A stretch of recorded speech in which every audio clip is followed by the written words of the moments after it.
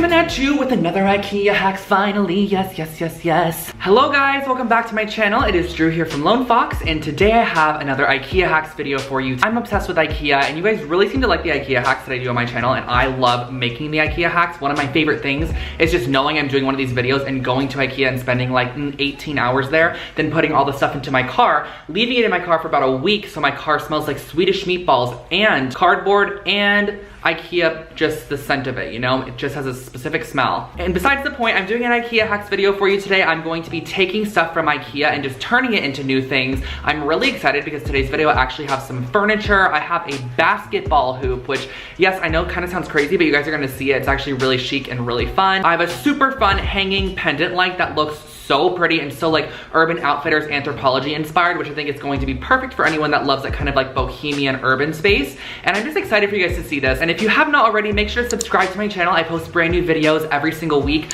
so you can get your daily dose of DIY. And if you'd like to, you can also follow me on Lone Fox Home on Instagram, or you can follow my personal Instagram where I share more of my fashion, and that is I'm Drew Scott, which I'll put on the screen right here. But without further ado, I think we should jump on into today's IKEA hacks because they're really good ones and I'm so excited for you guys to see them. So let's just get started.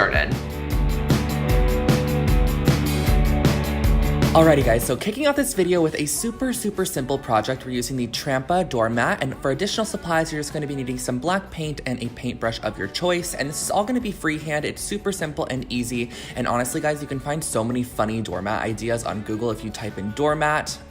Ideas, I guess you could say.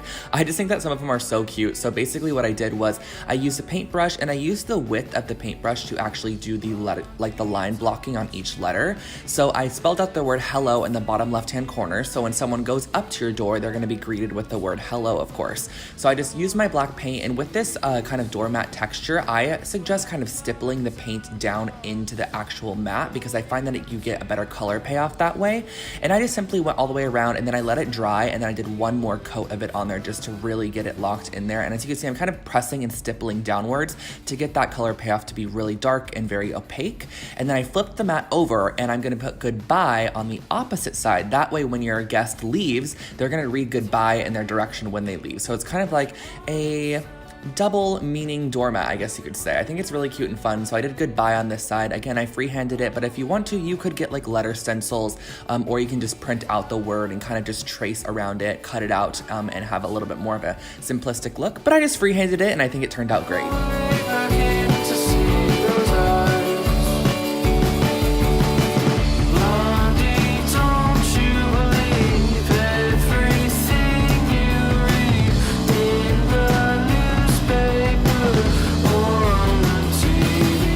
This is probably one of my favorite projects in the video for sure, and I'm using the Stockholm 2017 tray, which is actually currently on sale at IKEA for $24.99, but I did have one in my own collection, so I just pulled that one out and used it. I'm also using 3 hairpin legs from Amazon and some strong bond adhesive, which I will link those below for you guys. And all I started off by doing was flipping over my tray, and I'm going to be gluing down these hairpin legs in a kind of triangular shape.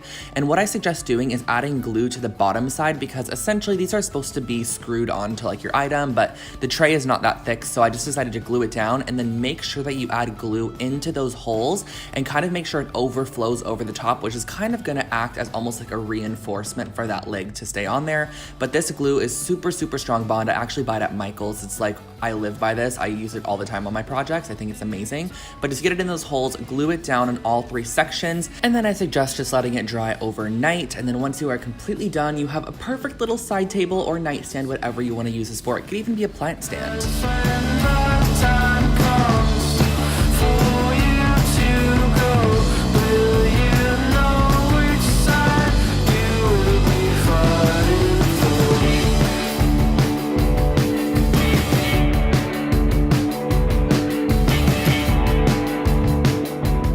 Now this is a little bit of a different project for my channel, but I thought it was cute for like a boys' room or something, so I'm using the Lindronde circular object, and whatever the name of this bag is, and also for additional supplies, just some scissors and hot glue. So I'm pulling out the Lindronde circular object and I'm constructing it. You just have to twist it into the base, and then once that is done, I pulled apart my little market bags, and these are just little mesh like market bags you can take with you, I guess, to like the farmer's market or something. And I'm actually cutting the whole net portion off of the handle, and we're going to be using both of these, so make sure to cut it really nice and cleanly. So I just use my fabric scissors and I cut around to create this net, and when you take it off, it's actually a rectangle shape, which is perfect because we're going to be gluing the rectangle shape around the base of the circle, because we're going to be creating a little like cute chic minimal basketball hoop, and you're just going to go around the outside edge of this and glue it down. I just add like a little tack of glue at every intersection, and then I glue the opposite intersection onto it.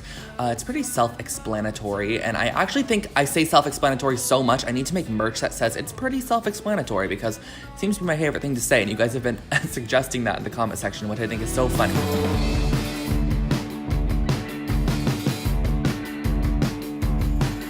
And once it is completely attached, I just glued the start and the finish kind of up towards the base of the basketball hoop. And then what I did was I glued together the net so that it created a circle, because at the moment it was kind of had an open back, and you're just gonna glue the pieces together. It's really easy.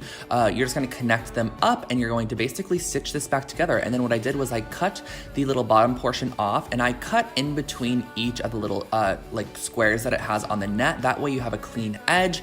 And then lastly, I used the handle portion because the net at the bottom just looked kind of unfinished. So I used the handle portion kind of as a little bit of a sealant, I guess, for the bottom, or just to make it look a little bit cleaner. So I just wrapped that around the bottom portion, cut off the excess, and it just overall gave it a little bit more of a finished look. And then all you have to do is glue on a little string to hang it up, and I suggest gluing this as high as you can, that way it doesn't stick that far off the wall.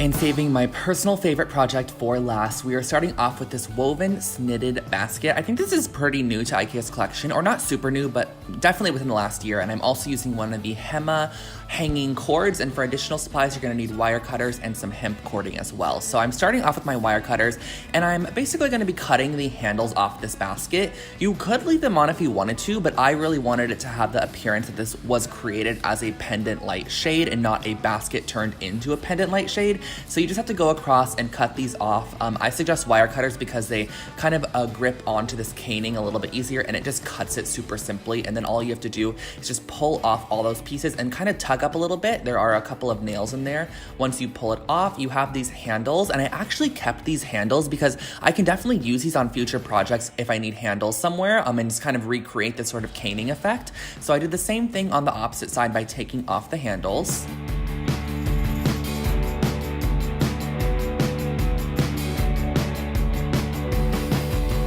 Once those handles were removed, I flipped the basket over, and we're gonna have to create a bit of an opening because these sections at the bottom are too close together to fit the cord through. So all I did was I used my wire cutters to just cut in that downward motion directly diagonal across from each other. So I cut out two sections, as you can see here, cut out 1 and 2, and it's super simple to cut these out. You're just creating a little bit of a larger gap. Then I flipped it completely 180, and I did the opposite side as well by cutting out the inside section here, just to create an opening where we can put the cord. This is kind of what it looks like once those are done. So this is the cord that we're using, and I'm gonna feed it up through the bottom and up through the top, I guess you could say. And then once it's all the way up, I'm putting it back down. We're wrapping this around the center section so that way we can get the light really centered in there. And I flipped it over in order just to tie it right at the base here. And then I'm actually going to feed the cord back through so that you're able to hang it. So you're gonna feed it back through so that the cord is going through the top portion of the basket, and then the light's gonna be in there, and then the cord is on the top. And I used a little bit of hemp cording up here just to kind of blend in and kind of camouflage with the actual basket, and I just tied it in a couple of knots, that way it stayed nice and secure up there. And then I screwed in an Edison bulb, and you have a perfect little hanging pendant light.